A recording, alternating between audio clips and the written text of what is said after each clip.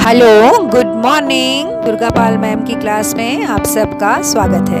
Good morning class, welcome back to Durga Pal ma'am's class. आज की class में हम पढ़ रहे हैं क्लास 8 हिंदी वसंत भाग 3 का चैप्टर 10 अकबरी लोटा। इसके क्वेश्चन आंसर्स आज हम इस वीडियो में करेंगे। इसकी व्याख्या मैं आपको बहुत अच्छी तरह से पहले ही वीडियो में समझा चुकी हूँ, आपने होपफुली वो वीडियो देख ली होगी। आज हम इसका अभ्यास करेंगे, तो शुरू करते हैं। इसका पहला प्रश्न है, लाला ने लोटा ले लिया, बोले कुछ नहीं, अपनी पत्नी का अदब मानते थे। लाला झाऊलाल को बेढंगा लोटा बिल्कुल पसंद नहीं था, फिर भी उन्होंने चुपचाप लोटा ले लिया। आपके विचार से वे चुप क्यों रहे? अपने विचार लिखिए। लाला झाऊलाल को बेढंगा लोटा बिल्कुल पसंद नहीं था, फिर भी उन्होंने कुछ नहीं कहा।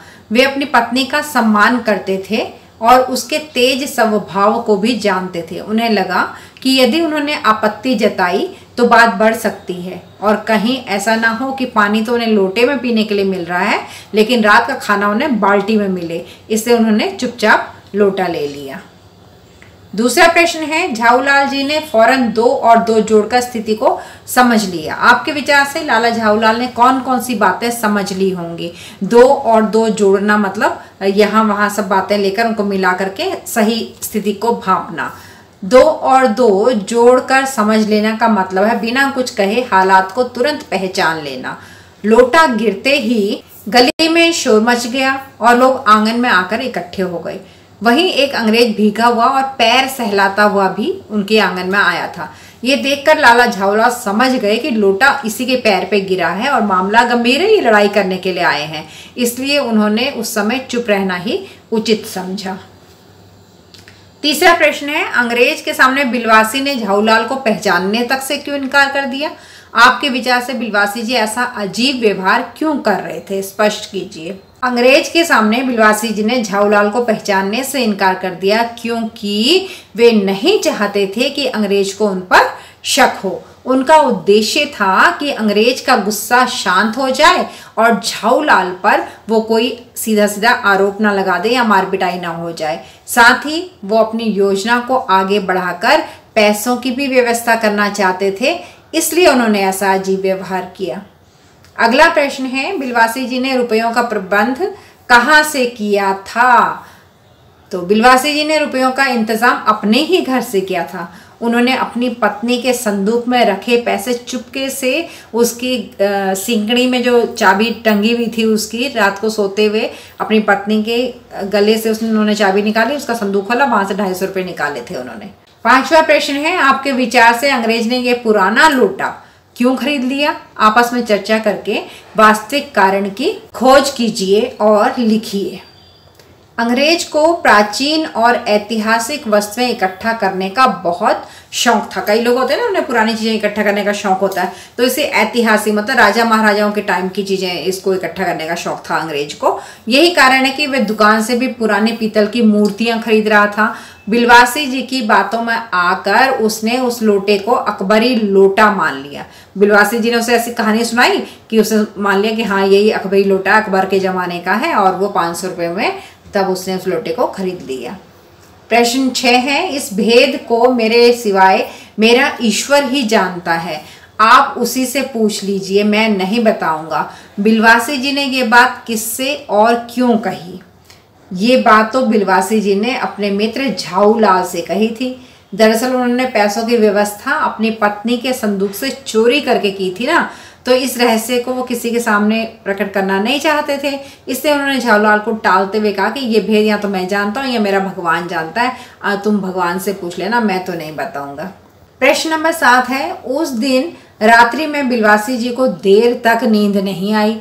समस्या झाऊलाल की थी और नींद बिलवासी जी की उड़ी हुई थी, ऐसा क्यों था? समस्या तो झाऊलाल की थी पर चिंता बिलवासी जी को ज्यादा थी। उन्होंने रुपयों का प्रबंध अपनी पत्नी के संदूक से चोरी करके किया था, 250 रुपये का प्रबंध। अब वो घबराए हुए थे कि अगर पत्नी को पता चल गया कि उन्होंने चुपचाप पैसे वहां से निकाले, चोरी किए हैं, तो उनकी तो शामत आ जाती, इसलिए वो रात को उसके सोने का इंतजार कर रहे थे ताकि चुपचाप पैसे जाके वहां वापस रख दें। इस कारण उन्हें रात भर नींद नहीं आई। अगला प्रश्न है, लेकिन मुझे इसी जिंदगी में चाहिए, अजी इसी सप्ताह ले लेना। सप्ताह से आपका तात्पर्य 7 दिन से है या 7 वर्ष से? झाऊलाल और उनकी पत्नी के बीच की इस बातचीत से क्या पता चलता है, लिखिए। झाऊलाल और उनकी पत्नी की इस बातचीत से ये स्पष्ट होता है कि पत्नी को अपने पति के वादों पर कोई विश्वास नहीं था। लगता है पहले भी झाऊलाल ने कई बार हाँ कहा होगा, लेकिन अपनी बात को उन्होंने पूरा नहीं किया होगा, वादा निभाया नहीं होगा। इससे यही पता चलता है कि झाऊलाल थोड़े कंजूस भी थे, वो पैसे भी नहीं देते होंगे अपनी पत्नी को, और उनकी पत्नी अपने पति की सास को बहुत अच्छी तरह से जानती थी, इसलिए ये सब बातचीत उन दोनों के बीच हुई। अगला प्रश्न है, क्या होता यदि अंग्रेज लोटा ना खरीदता? यदि अंग्रेज लोटा ना खरीदता तो बिलवासी जी को अपनी पत्नी के संदूक से चुराए गए पैसे झाऊलाल को देने पड़ते, वरना झाऊलाल अपनी पत्नी से किया वादा पूरा नहीं कर पाता और उनके सामने शर्मिंदा हो जाता। दूसरा है कि क्या होता अगर अंग्रेज पुलिस को बुला लेता? अगर अंग्रेज पुलिस को बुला लेता तो लाला झाऊलाल बड़ी मुसीबत में पड़ जाते। हो सकता था कि पुलिस उनको पकड़ भी लेती और उनके ऊपर जुर्माना करती, उन्हें जो उसके पैर में चोट लगी थी उसका जुर्माना देना पड़ता झाऊलाल को। पहले तो उनके पास 250 रुपये नहीं थे पत्नी को देने के लिए, अब और भी खर्चा उनको करना पड़ता, तो उनके ऊपर मुसीबत आ जाती। अगला प्रश्न है, क्या होता यदि जब बिलवासी अपनी पत्नी के गले से चाबी निकाल रहे थे तभी उनकी पत्नी की आंख खुल जाती, वो जाग जाती, तो क्या होता? अगर उसी समय बिलवासी जी की पत्नी जाग जाती, तब उसके गले से चाबी निकाल रहे थे, तो बिलवासी जी चोरी करते हुए रंगे हाथ पकड़े जाते और उन्हें अपनी पत्नी के सामने शर्मिंदा होना पड़ता। बिलवासी जी ने जिस तरीके से रुपयों का प्रबंध किया, क्या सही था या गलत था? देखिए, बिलवासी जी ने जिस तरह से रुपयों का इंतजाम किया वो बिल्कुल गलत था। किसी भी हाल में हमें चोरी तो बिल्कुल नहीं करनी चाहिए। चोरी करना या झूठ बोलना दोनों ही हानिकारक होते हैं। दूसरों को धोखा देना बिल्कुल भी ठीक नहीं है। स्वार्थ के लिए बेईमानी करना इंसान की छवि को भी बिगाड़ देता है। हम अपनी पहचान खराब कर लेते हैं दूसरों के सामने अगर हम कभी झूठ बोलें, धोखा दें या फिर चोरी करें तो। अगला प्रश्न है भाषा की बात। इस कहानी में लेखक ने जगह जगह पर सीधी सी बात कहने के बदले रोचक मुहावरों, उदाहरणों आदि के द्वारा कहकर अपनी बात को अधिक मजेदार, रोचक बना दिया है। कहानी से वे वाक्य चुनकर लिखिए जो आपको सबसे अधिक मजेदार लगे हों। तो यहाँ पर हैं ये वाक्य, देखिए कौन कौन से हमें अच्छे लगे हैं। अब तक बिलवासी जी को वे अपनी आंखों से खा चुके होते। कुछ ऐसे गढ़न उस लोटे की थी कि उसका बाप डमरू और माँ चिलम रही होगी, और 250 रुपये तो एक साथ आंख सेकने के लिए भी ना मिलते हैं। तो ये बहुत मज़ेदार वाक्य हैं इस पाठ के अंदर। अगला प्रश्न है, इस कहानी में लेखक ने अनेक मुहावरों का प्रयोग किया है।